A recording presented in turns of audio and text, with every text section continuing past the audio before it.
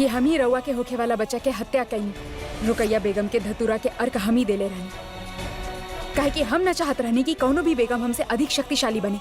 यही से हम हत्या कईनी। हम दंड खातिर प्रस्तुत बानी, रउआ हमके मार डाली।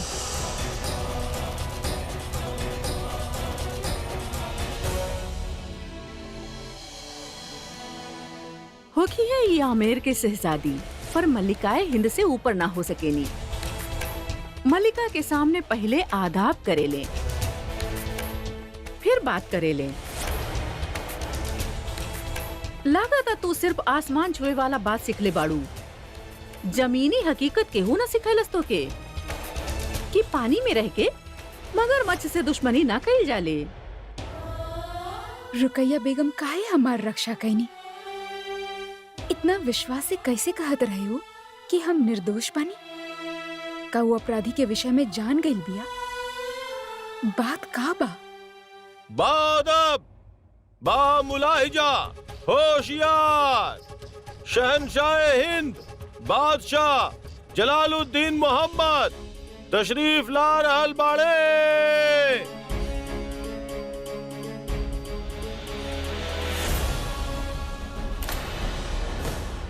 आप हमसे झूठ काहे बोलनी जोधा बेगम? कि आप हमार होके वाला बच्चा के कत्ल कैला बानी? जवाब दी जोधा बेगम। आप मुगल सल्तनत के शहंशाह के सामने झूठ काहे बोलनी? का खुद के आप बहुत आला समझेली, या हमार औदा की कोनो अहमियत नहीं की आपके नजर में?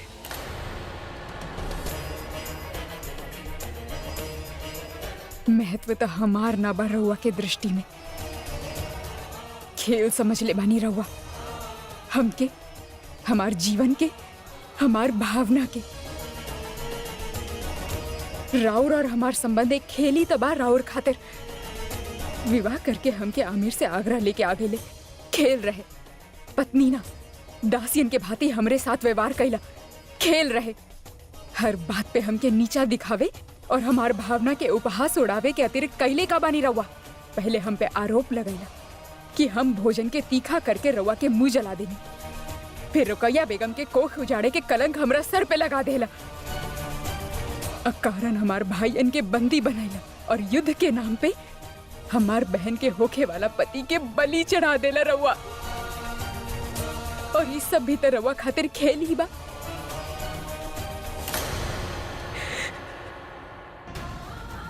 एक पत्नी के उहे के पति नजर बंद कर देवे, इससे बड़ अपमान का हो सकेला?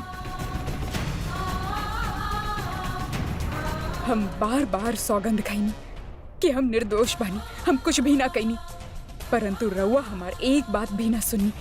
एक स्त्री के मान, ओकर सम्मान, ओकर मर्यादा, ओकर प्रतिष्ठा सब कुछ रउआ खातिर एक खेल बाना। आज रुकैया बेगम कहनी कि हत्यारा केहू और बा, तो रउआ मान गईले। कल के ओकर अपराध सिद्ध ना हो पाई तो केहू दूसर, फिर तीसरा, फिर चौथा। न्याय भी रउआ खातिर केवल एक खेल बन चुकल बा शहंशाह। अब हम झूठ बोलनी कि हम रउआ के होखे वाला संतान के मार देनी। काहे कि जैसे भी होके, जौन विधि से भी हो, ये खेल रुक तो जाए। रउआ के अहंकार के तलवार से भले हमार सर कट जाए, पर बाकी निर्दोष तो बच सके। हम रउआ के झूठा आरोप ऐसे स्वीकार कईनी काहे कि रउआ के पत्नी होखे के दंड से कई गुना श्रेष्ठ मृत्यु दंड पाई भा। इतना घृणा हो चुकल बा हमके रउआ से कि ऐसे अच्छा तो मर जाई भा। यही से झूठ बोलनी। मन करेला कि रउआ के हाय दी, बद्दुआ दी, परंतु हमार धर्म, हमार मर्यादा एक पत्नी के आपन पति खातिर बुरा सोचे के अनुमति ना देवेला।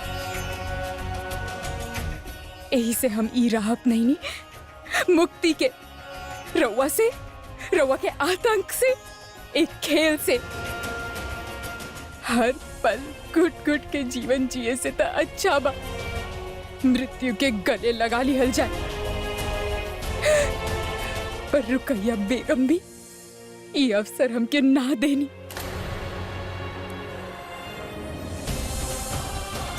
रउआ से हाथ जोड़कर हम विनती कर रहल बानी शहंशाह, यहाँ से चल जाए। चल जाए यहाँ से।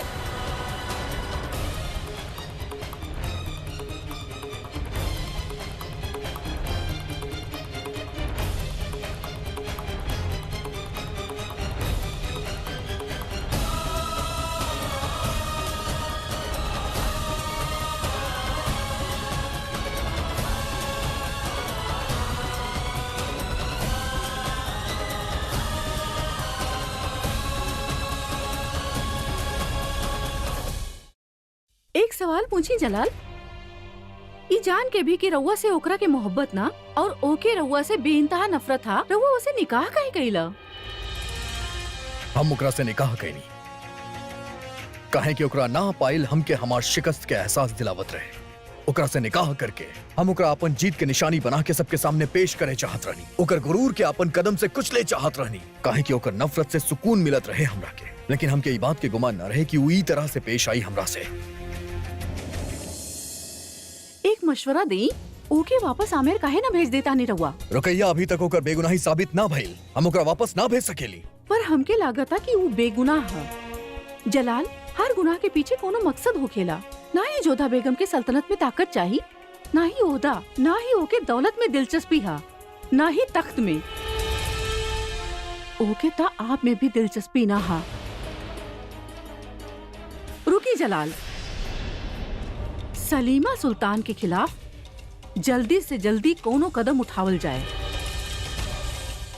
या तो वो डिब्बी के हकीकत बयां करे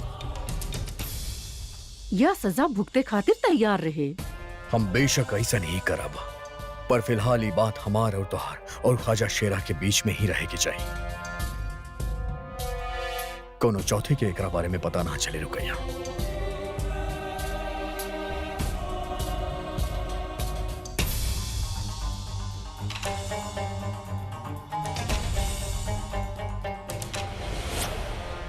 समझ में नहीं कि आवत के होत का बा। जोधा के भाई लोग हमार जान बचैले और हम केवल शक के बिना पे उनके नजरबंद रखनी और अब सलीमा बेगम के नाम आयल बा। लेकिन खान बाबा के मौत के बाद हम उनके इतना इज्जत बख्शनी, रहीम के अतालिक बननी, कहो एकरा बाद भी ऐसा करे के सोची है? कहूं हम फिर से कोनो गलती तो करे ना चाहता नहीं। शहनशाह के इकबाल बुलंद होके, आप नाचीज की याद फरमानी शहनशाह। जी, हम एगो बड़ कश्मकश में फंस गई बानी और आपके मशवरा चाहता नहीं। खान बाबा के जाए के बाद आप ही हमारा तालिक बानी। आपसे बेहतर राय हम क्या और केहू ना दे सकेला। ये बंदा के खुश नसीबी है कि आप हमके काबिल समझनी। फरमाई, का कश्मकश बा? हमरा हाथ एगो ऐसा सबूत मिलल बा जैसे ही साबित होत बा कि जोधा बेगम बेगुनाह बाड़ी। अब आप बताएं कि हमके का करे के चाहिए, काहे कि हम नाइंसाफी के गलती ना करे चाहता नहीं। गुस्ताखी माफ हुजूर, लेकिन अगर ये साबित होता कि जोधा बेगुनाह बाड़ीन तो उस सूरत में रउआ गलती कर चुकल बानी। केहू के कैद में रखे के हुक्म देहला के बाद अगर वो बेगुनाह साबित होखेला तब बादशाह के चूक ओकर गलती के सबूत है। और बेखौफ कहीं, आपके बेअलग राय हमरा खातिर बहुत जरूरी बा। हुजूर, असली गुनहगार कब सामने आई वो अलग बात है, लेकिन इंसाफ के नजर से देखल जाए तो रउआ के जोधा बेगम और उनकर भाई लोगन के फौरन बाइज्जत रिहा कर देवे के चाहिए।